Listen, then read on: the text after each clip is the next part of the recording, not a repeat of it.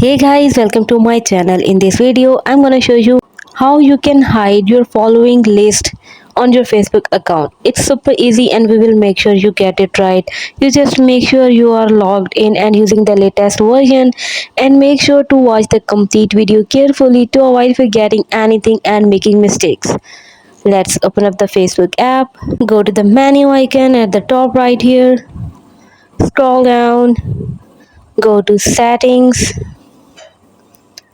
and here you can see privacy checkup. Now tap on who can see what you share.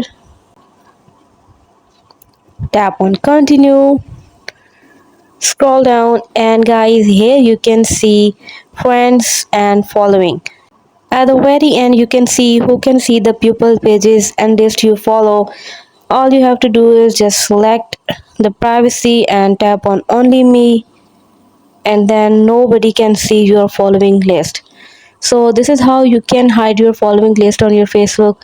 Hope you guys like my video. Please consider showing your support by commenting, liking, sharing and subscribing to my channel for more valuable content in the future.